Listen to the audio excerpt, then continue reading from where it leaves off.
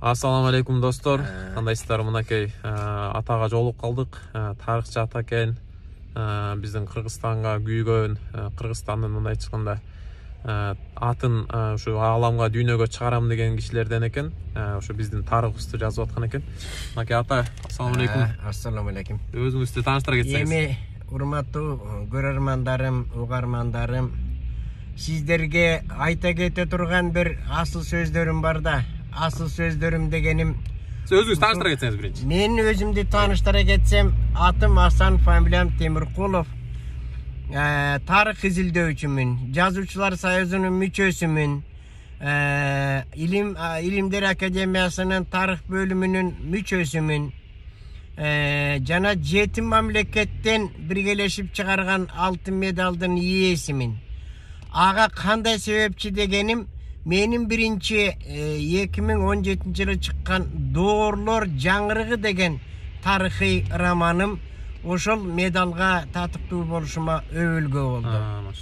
Sebep degenim men uşu Kırgızstın köne tarihın tege açılı elek bayırkı tarihın alıp çıkууга kılgan hareketim, oşoga kılgan dalalatım aktalıp atat degen işenimde bolup atamda.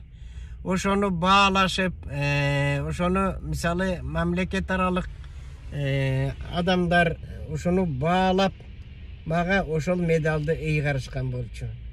Andan keyin kitapta Çıngiz medalın berişti bizden özübüzdün jogorku adamlar. Kazaklar Kara Buğra Han medalın berişti.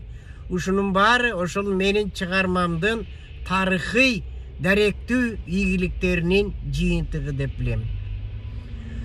Мына ошого шыктанып ошондон кийин Doğrular жаңгырыгынан кийин Кылыч мизиндеги Doğr деген тарыхый романымды 2020-жылы басмадан чыгарып элге тартуулап атам.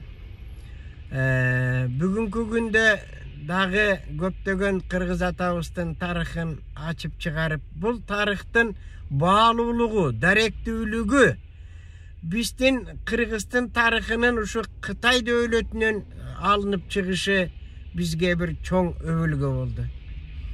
Бул тарых бизге жетелек болгондугунан биз буга чейин бая Союздун алкагында көп биле бербей, санжыра менен гана биз сарапталып жүрдүк.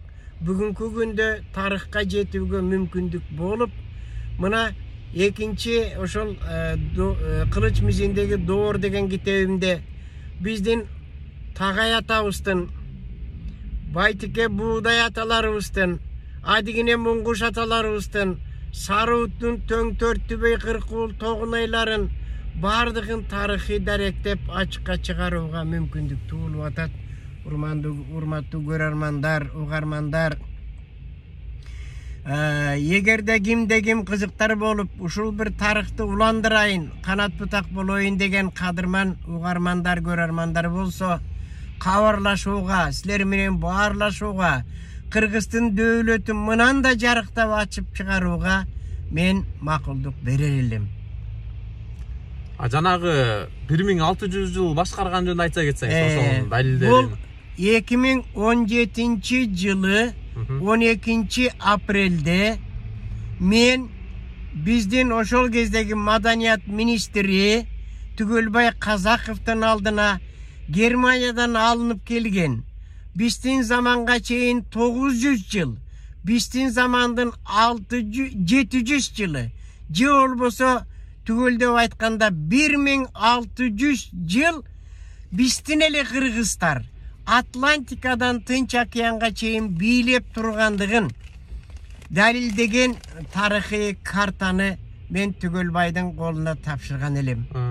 Ошондо Түгөлбайдын мага кайрылуусу, Асаке деп улуу башын кичик кылып, ушундай бир ызаат менен ушул тарыхты элге чыгаруу үчүн сиздин дагы жаныңызда бир талапкерлер болсо алып чыксак улутманга деген ниет билдирген эле.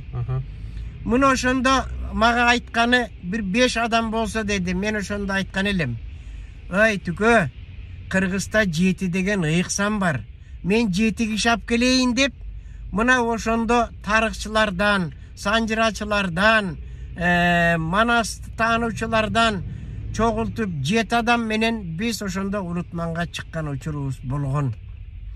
Мына ошондогу Кыргыздын дөөлөтүн биз телевиденияден ачып ушундай айкындап көрсөттүк. Бирок баягы бир көп передачанын бири деп койду, көпчүлүк көп назарын бөлө бербеди. Дагы да кайрылып айтарым, бул даректүү тарых. Буну Германиянын, Чыгыш Германиянын академиясынын академиги профессор Шолборг биздин Таластын Качкынбай деген жигитине өзү атайлап тапшырып, ушундай бир жакшы ниет менен узаткан экен. Силер кыргыздар өзүңөрдүн тарыхыңарды билбей калдыңар. Силерди Советтер Союзунун жетекчилери тарыхыңардын баарын жок кылып, силерди туюкка кептеп койгон.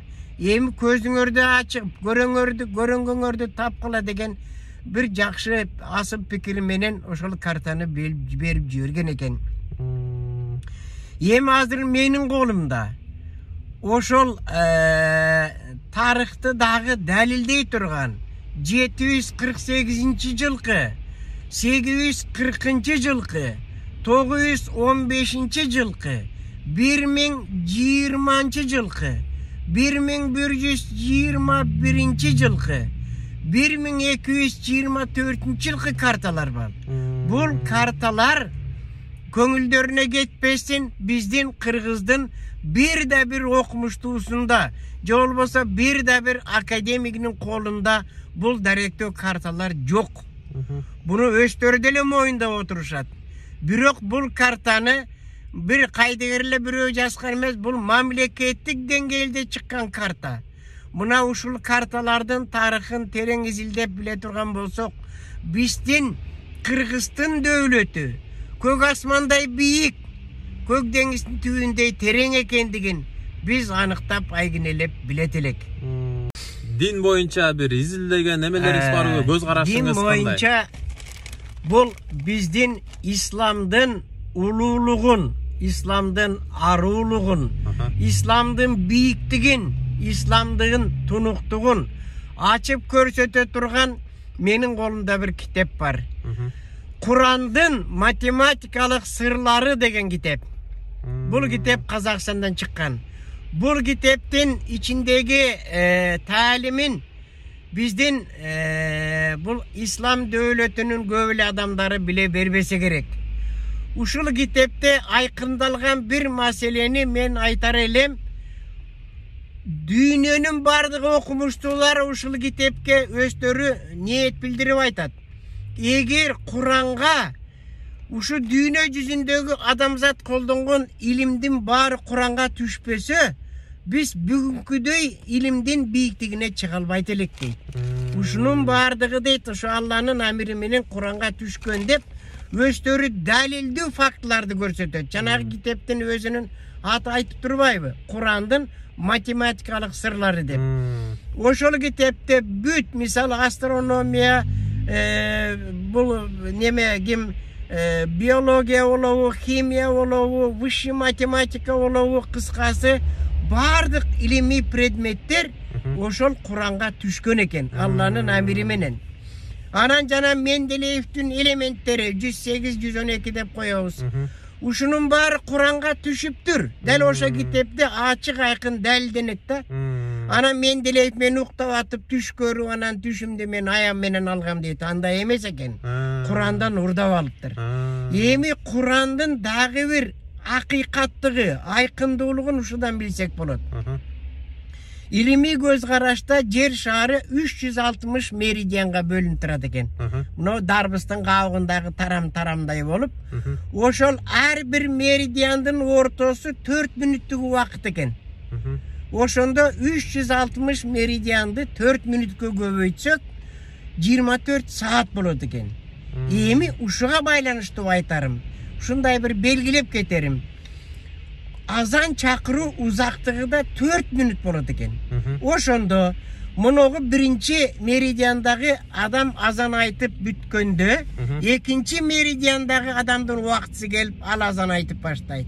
Kıskası жер шарында 1 sekundka toktobой azan aytılıp turat. Mına İslamdın uluktuğu, İslamdın aykındığı, İslamdın uşunday tazalık, nukuralığı mına uşul жерден эле көрүнүп турат. Kalgan mayda varat meseleni ayta gelsek de bolot. Bирок ушунун өзү да жеткиликтүү деп билем. Анан жанагы китептин өзүндө дагы мындай деген бир не бар. Талим бар. Biz дейт. Курсакка бала бүткөндө аны 3 кайтара ородук дейт. Анан астында медицинанын моюндоосу бар. Туура дейт. Bala kursakta 3 kaytara planset menен orolup турат дейт. Эми өзүңүздөр бир мындай бир акыл жүгүртүп көрүңүздөрчү. Ошо заманда узи жок, башка жок. Анан ошол Алланын амири менен айтылып аткан сөз экендигине ушуну өзү эле кепилдик болуп атпайбы? Ошон үчүн урматтуу жааматым, туугандарым, жакшыларым, сиздер барыңыздар ушу исламдын тазалыгын, исламдын нукуралыгын, adaldığın, adildigin uşudan bilsеңиздер болот. Bilbesеңиздер билүү аракет кылыңыздар да, Кудай кааласа ушул ниетиңиздерди туура кармаңыздар. Рахмат.